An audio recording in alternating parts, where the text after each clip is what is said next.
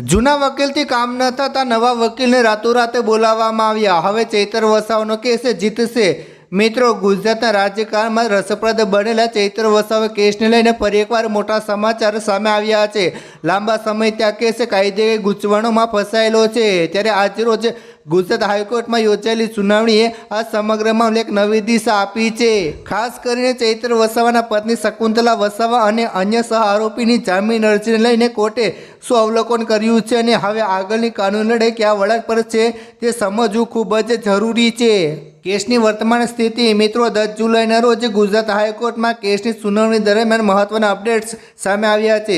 હાઈકોર્ટે ચૈતર વસાવા કેસમાં દાખલ કરવામાં આવેલી અપીલને સત્તાવાર રીતે એડમિટ કરી લીધી છે। આ પ્રક્રિયા બાદ હવે કેસની સુનાવણી માટેનો રસ્તો સાફ થઈ ગયો છે। જોકે કોર્ટે આ મામલે ખૂબ જ સ્પષ્ટ વલણ અપનાવ્યું છે।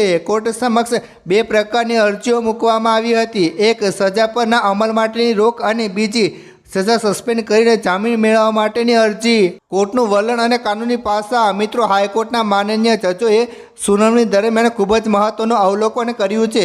કોર્ટે એવી સ્પષ્ટતા કરી છે કે અત્યારે જે સજાના અમલ પર રોક લગાવીને અરજી કરી છે તે હાલના તબક્કે સંભાળવામાં આવશે નહીં। તેના બદલે જ્યારે સમગ્ર કેસની પહેલી સુનાવણી હાથ ધરવામાં આવશે ત્યારે જ આ અંગે વિચારણા કરવામાં આવશે। પરંતુ જામીન માટેની અરજી બાબતે કોર્ટે સકારાત્મક વલણ દર્શાવ્યું છે અને તે અરજી પર સુનાવણી કરવા માટે કોર્ટે મંગળવારની તારીખ નક્કી કરી છે। આ નિર્ણયનો સીધો અર્થ એ છે કે અપીલના અંતિમ નિકાલ સુધી શકુંતલા વસાવાને જામીન પર મુક્ત કરવા અંગેની દલીલો હવે મંગળવારે કોર્ટમાં સાંભળવામાં આવશે।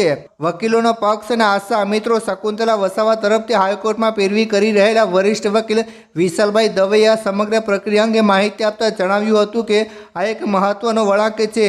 વકીલના મતે ટ્રાયલ દરમિયાન પણ શકુંતલા વસાવા જામીન પર જ હતા અને સમગ્ર કેસના ચુકાદામાં તેમનો કોઈ ખાસ અથવા મહત્વનો ગુનાહિત રોલ જોવા મળ્યો નથી। આ તર્કને આધારે જ હવે આગામી મંગળવારે જામીન અરજી પર જોરશોરથી દલીલો કરવામાં આવશે। વકીલો મુખ્ય પ્રયાસો એ રહેશે કે જ્યાં સુધી અપીલ પેન્ડિંગ છે અને અંતિમ નિર્ણય ન આવે ત્યાં સુધી તેમને જામીનનો લાભ મળે। મિત્રો, હવે તમામની નજર આગામી મંગળવાર પર ટકેલી છે। 14 જુલાઈના રોજ હાઈકોર્ટમાં યોજાનારી સુનાવણી ખૂબ જ નિર્ણાયક સાબિત થશે। તે દિવસે જામીન અરજી પર દલીલો થશે, ત્યારબાદ કોર્ટ નક્કી કરશે કે શકુંતલા વસાવાને જામીન પર મુક્ત કરવા કે નહીં। આ કેસ ન માત્ર કાનૂની દ્રષ્ટિએ પરંતુ રાજકીય દ્રષ્ટિએ પણ ખૂબ જ સંવેદનશીલ રહ્યો છે। ત્યારે હાઈકોર્ટના નિર્ણયનો આવનારા દિવસોમાં શું અસર થશે તે જોવાનું ખૂબ જ રસપ્રદ રહેશે।